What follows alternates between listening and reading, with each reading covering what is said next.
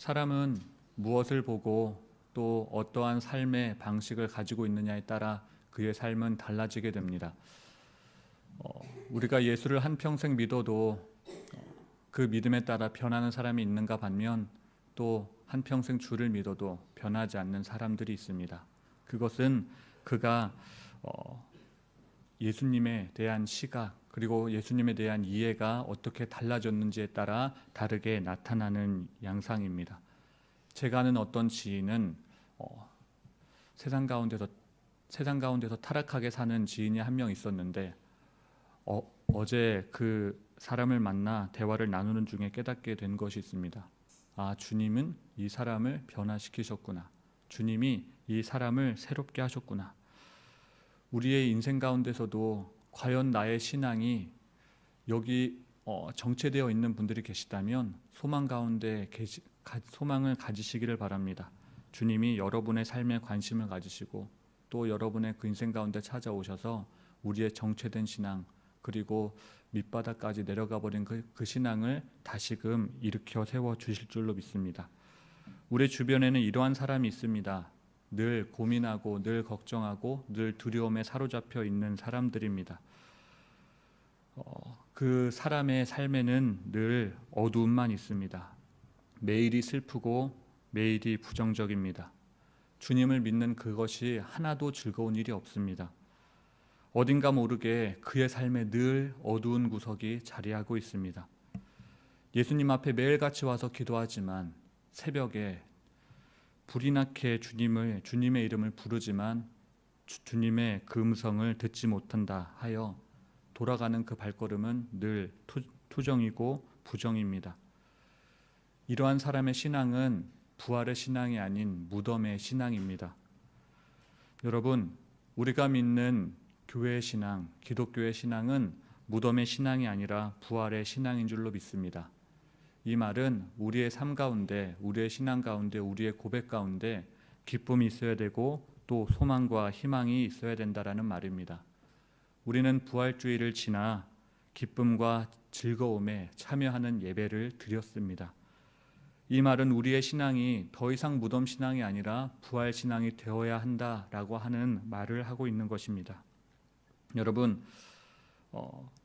그렇다면 우리의 신앙이 무덤 신앙이 아니라 부활 신앙이 되었다고 하는 것은 무엇을 의미하는 것이겠습니까? 예수님과 함께 십자가에 못 박혀 죽은 우리의 자아가 이제는 예수 그리스도와 함께 부활하여 새 생명을 얻게 되었다는 것 아니겠습니까? 아까 전에 제가 예수 믿고 변화된 한 사람에 대하여 이야기했는데 그와 함께 부활절에 대하여 이야기했습니다. 그가 고백하기를 자기의 삶에 그 언제 단 한 번도 예수 소망 그리고 예수 부활 그 새 생명을 얻은 것에 대한 감격이 없었는데 예수님을 알고 난 후 예수님을 만나고 난 후 그의 삶에 부활에 대한 새 생명이 자리하게 되었다라고 하는 것입니다. 이만큼 부활신앙은 우리의 삶에 굉장히 큰 영적인 영향력이 있습니다. 오늘 본문에는 여러 여인들이 등장합니다. 그들은 원래 예수님과 제자들의 수발을 들었던 자들입니다. 교회에 와서 예수님께 뭐 해드릴 게 없나?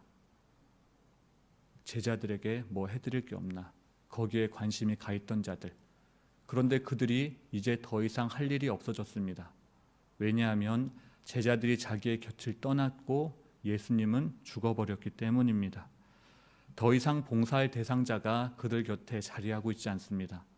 그들에게 생명의 말씀을 전해주었던 예수님이 그들과 함께하고 있지 않습니다.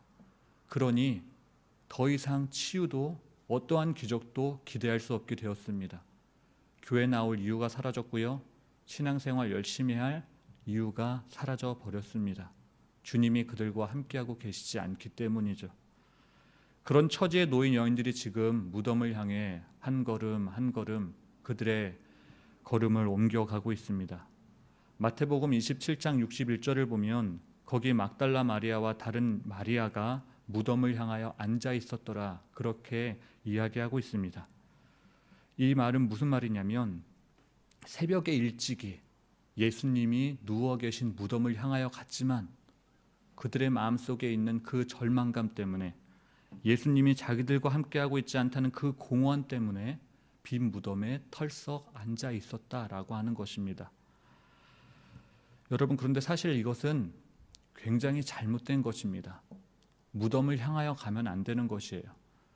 예수님의 제자들에게 말씀하셨습니다. 얘들아, 내가 부활할 테니, 내가 부활하거든 우리 갈릴리에서 만나자. 주님을 사랑하는 자들, 이 말씀을 들은 자들은 예수님이 죽은 다음에 어디에 가 있으면 되는 겁니까? 갈릴리에 가 있으면 되는 겁니다. 무덤 가서 슬퍼하고 있을 그런 게 아닙니다. 그런데 주님이 아무리 자기가 갈릴리에 가겠다라고 이야기해도 사람들은 이 사실을 금세 까먹고, 여인들은 빈 무덤 앞에 가 있었고요, 제자들은 문턱 걸어 잠그고 그 방에서 덜덜 떨고 있었다라고 합니다.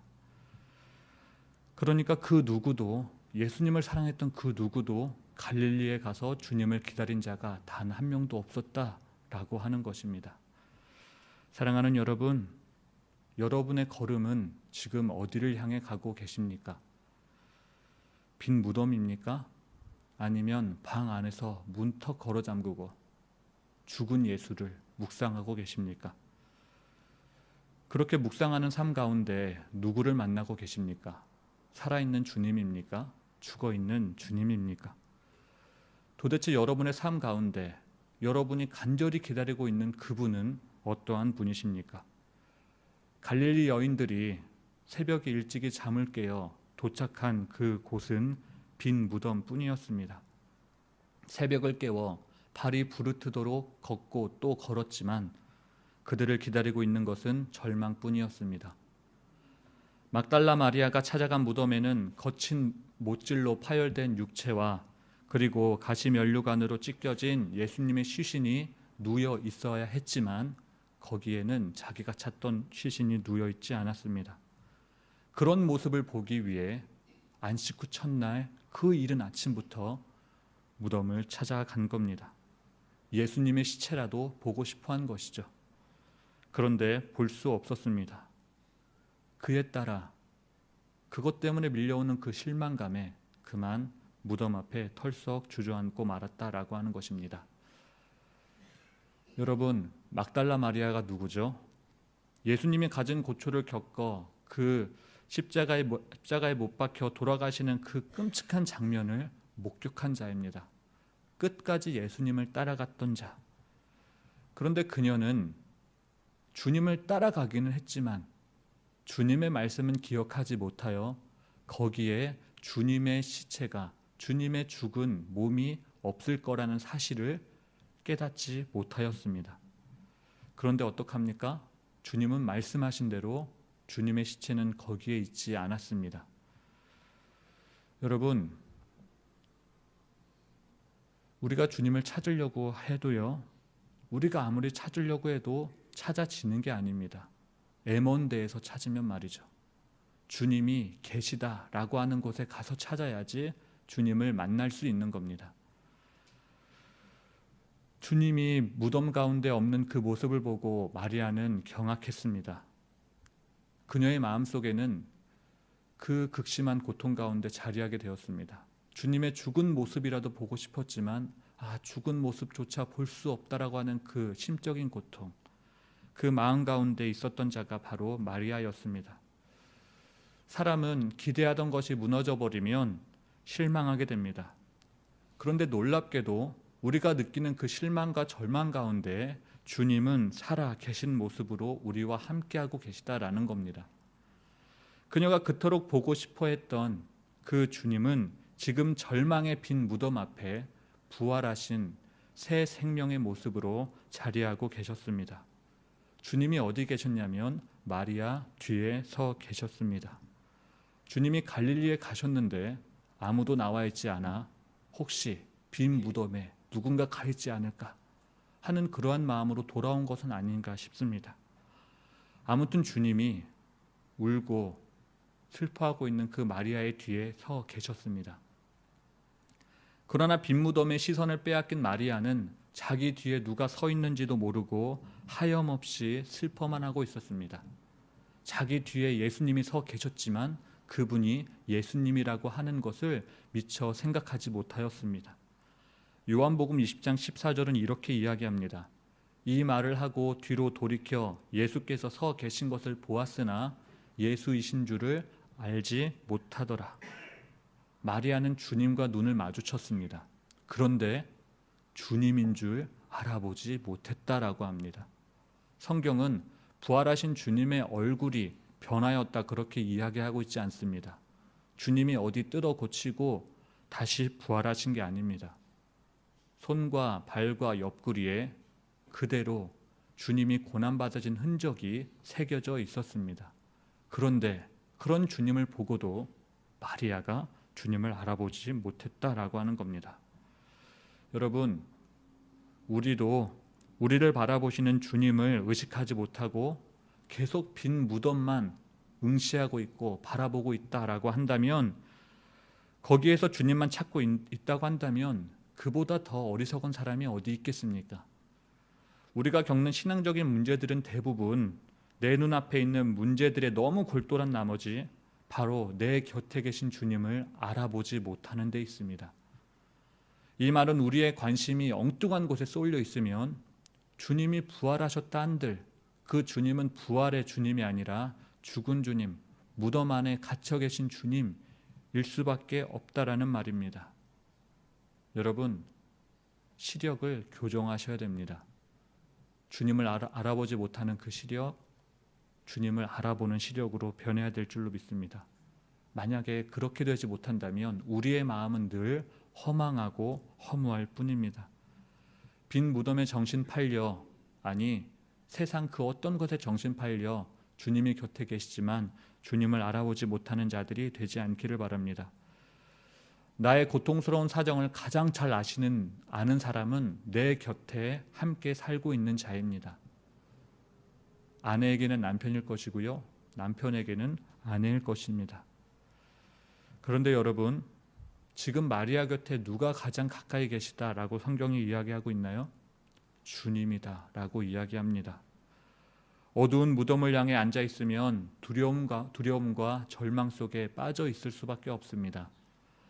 막달라 마리아처럼 빈 무덤의 의미를 깨닫지 못하고 하염없이 무덤 속만 들여다보고 있으면 그 누가 무슨 말을 해도 슬픔 가운데서 헤어나오지 못하는 겁니다. 마리아는 지금 핀트가 어긋나 있습니다. 주님을 보기는 보는데 그녀의 영적인 초점이 잘못되어 있었습니다. 마리아가 보고 싶어하는 예수님의 모습은 세마포에 쌓여 있는 모습이었습니다. 부활하신 주님이 아니었습니다. 사실 예수님이 여러 번 자신의 부활을 예고한 바 있습니다. 그런데 아무도 그 말을 귀담아 듣지 않았습니다. 그 말씀을 믿고 기대하는 자가 없었습니다. 제자들도 그 모양인데 할 말 다 한 거 아니겠습니까? 예수님이 운명하시자마자 그들은 왔던 길로 다시 되돌아가 버리고 말았습니다. 정말 어처구니 없는 이야기인데요. 성경은 대제사장들과 바리새인들이 그 예수님의 말씀을 귀담아 들은 것처럼 이야기합니다. 왜냐하면 그들은 예수님이 부활할까, 아니 그러한 일이 일어날까 봐 무덤 문을 닫으라 그렇게 지시했기 때문입니다. 예수님의 부활이 있을 것 같지도 않고 뭐 그런 기미가 보이지 않는다면 굳이 무덤 문을 닫을 필요가 없습니다. 그런데 그들은 예수님이 부활하실까 봐, 제자들이 그러한 일을 꾸밀까 봐 그러한 일을 저질렀습니다. 여러분, 우리의 문제는요, 부활신앙이 없다는 겁니다. 오늘 본문 마지막은 예수님과 함께 있던 자들이 듣고도 믿지 아니했다 그렇게 이야기합니다. 누가 듣고도 믿지 않았다 그렇게 이야기하고 있나요? 예수와 함께 있던 자들입니다. 우리를 말하고 있는 건 아니겠습니까? 예수님과 함께하고 있는 자들, 아니 그렇게 생각하고 있는 자들, 그런데 그들이 듣고도 믿지 못한다라고 하는 것입니다. 다시 한번 말하지만 우리의 문제는 부활신앙이 없는 겁니다. 내가 전도 안 하는 것도요, 부활신앙이 없는 거고, 내가 기도 안 하는 거, 내가 예수님 앞에 어떠한 문제든지 가지고 와서 매달리지 않는 것, 부활신앙이 없는 겁니다. 내 곁에 계신 분이 주님이구나라고 하는 그 사실을 깨닫지 못한 겁니다. 신앙을 입으로 고백할 수 있다고 해서 신앙 좋다 그렇게 말할 수 있지 않습니다. 사람들은 그것 듣고 착각하지만 내 삶에 부활하신 주님을 비로소 고백해야지 그 사람을 보고 믿음 있다라고 이야기할 수 있다라고 하는 겁니다. 그게 없으니까 늘 비관적이고 부정적이고 그런 겁니다. 모든 언어와 행동이 다 자기 마음대로인 거예요. 왜 그렇죠? 주님은 죽었기 때문입니다. 더 이상 나를 통제할 그 분이 내 곁에 계시지 않기 때문에 다 내 뜻과 내 소견에 옳은 대로 그들은 살아갑니다. 완전히 자기 중심적이죠. 자기 멋대로입니다. 막달라 마리아는요, 부활신앙이 없었습니다. 그러니까 빈 무덤 찾아간 겁니다. 그런데 그 여인을 향하여 누군가가 이야기합니다. 여자여, 어찌하여 울며 누구를 찾느냐? 누구의 음성이었습니까? 주님의 음성이었습니다. 그 주님의 음성을 듣고 마리아는 주님이 동산지기인 줄 알았다라고 합니다. 주님의 목소리를 들었지만 주님의 목소리가 바뀐 게 하나도 없습니다. 늘 그 듣던 목소리였습니다. 그런데 그 음성을 듣고도 동산지기인 줄 알았다라고 합니다. 그토록 보고 싶어 했던 주님의 모습이었지만 그 목소리였지만 알아듣지를 못했습니다. 너무 애석하지 않습니까? 빈 무덤에 앉아있는 자들의 모습이 바로 이렇습니다. 정말로 어처구니 없는 모습이 아닐 수 없습니다. 그렇다면 여러분, 우리는 어떻게 해야 부활하신 그 주님을, 그 주님이 주시는 새 생명을 누릴 수 있을까요? 어떻게 해야 우리의 죽은 신앙이, 빈 무덤 신앙이 부활 신앙으로 바뀔 수 있겠냐라고 하는 것입니다. 주여 하고 이름만 부르면 되겠습니까? 막달라 마리아는 자기가 찾아간 그 빈 무덤 앞에서 주님의 이름을 수도 없이 불렀을 겁니다. 그런데도 그녀는 주님을 알아보지 못했습니다. 이 말은요, 우리가 아무리 주님을 사랑한다고 해도요, 빈 무덤 신앙 가지고는 주님을 알아볼 수 없다라는 말입니다. 아무리 주님을 사랑한다고 한들, 그분께 기도한다고 한들, 성경을 본들, 전도를 한들, 죽은 신앙으로, 빈 무덤 신앙으로는 그 어떠한 주님의 모습도 알아보지 못한다라는 거예요. 그렇다면 여러분, 어쩌면 좋단 말입니까? 도대체 언제 우리는 주님을 알아볼 수 있을까요? 그것은 주님이 우리의 이름을 불러주실 때입니다. 내가 주님의 이름을 부르는 것 같지만 그런다고 알아볼 수 있는 주님이 아닙니다. 주님이 나의 이름을 불러주셔야지 내가 그분이신 줄로 알게 됩니다. 마리아가 처음에 무덤에 왔을 때는 다른 여인들과 함께 갔습니다. 그러나 천사가 부활하신 주님에 대하여 계시하자 곁에 있던 여인들은 다 떠나가고 말았습니다.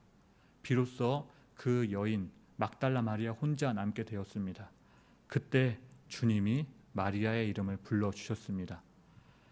가장 외롭고 고독한 슬픔이 밀려오는 그때 주님이 마리아의 이름을 불러주십니다. 요한복음 20장 16절을 보면 예수께서 마리아야 하시거늘 비로소 마리아가 히브리 말로 라보니 선생님이다 라고 하는 말을 했다라고 합니다. 이 말은 그때 비로소 마리아가 주님을 나의 주님으로 고백했다라는 말입니다. 그 전까지는 동산지기였지만 주님이 자기의 이름을 불러주자 나의 주님으로 제대로 고백할 수 있게 되었다라고 하는 것이죠. 마리아야라는 그 부름이 마리아로 하여금 나의 주님이라는 그 고백을 할 수 있게 되었습니다. 여러분, 주님의 음성 들으시기 바랍니다. 그렇다면 여러분의 신앙이 아무리 죽은 신앙이라고 한들, 무덤 신앙이라고 한들 여러분의 신앙은 부활 신앙으로 거듭나게 될 줄로 믿습니다. 이 시간 우리가 기도할 때, 주님의 음성을 들을 때에, 주님의 말씀을 들을 때에 우리의 이름을 불러주시는 주님의 음성을 들으시기 바랍니다. 그 음성은 무덤 속에 있는 죽은 자의 음성이 아닌 살아계신 주님의 음성입니다. 그 부르심은 우리로 하여금 더 이상 빈 무덤을 향하여 앉아 있지 않기를 바라시는 그 주님의 마음이, 그리고 더 이상 지치지 말고 실패하지 말고 부정적인 신앙이 되지 않기를 바라는 주님의 바람이 담겨 있습니다. 그러니 여러분, 우리 이제 부활하신 주님을 만나야 하겠습니다. 우리를 향하여 베푸시는 그분의 사랑을 의지해야 하겠습니다. 이 시간 그 주님을 붙잡고 그 주님을 의지하고 그 부활하신 주님을 만남으로 우리의 신앙이 제대로 부활 신앙이 될 수 있는 은혜가 우리 가운데 있기를 바랍니다. 왜냐하면 그렇게 되기를 주님이 간절히 바라고 계시기 때문입니다. 그렇게 부활 신앙을 가지게 되어 이제는 주님 계시지 않는 무덤을 떠나 주님 계신 갈릴리로, 주님 계신 사업장으로, 주님 계신 가정으로, 주님 계신 교회로 돌아가 그곳에서 주님의 말씀을 듣고 새로운 변화를 일으키는 우리 신월주일 제일교회가 되기를 간절히 바랍니다. 기도하겠습니다. 사랑의 하나님, 부활절이라고 마냥 기뻐하였지만 우리가 예배드리는 그곳에, 아니 주님을 예배드리는 나의 신앙 가운데 과연 부활 신앙이 있었는가 되돌아봅니다. 하나님, 세상이 아무리 부활을 축하한들, 세상이 아무리 부활절이라고 계란을 나누고 예수님이 부활하셨다라고 이야기한들 그 고백을 빈 무덤 앞에서만 주구장창 외치고 있었다라고 한다면 과연 그것이 제대로 된 고백인가 라고 하는 생각을 해보게 됩니다. 주님, 저희들 모두 이제는 갈릴리로 돌아가게 하여 주시옵소서. 주님께서 만나자고 한 곳에 가서 주님을 기다리는 자들 되기를 원합니다. 주님이 나를 기다리는 그러한 신앙이 아니라 내가 먼저 가서 주님의 오심을 기다릴 수 있는 그러한 믿음의 사람 다 될 수 있도록 주님 은혜를 베풀어 주시옵소서.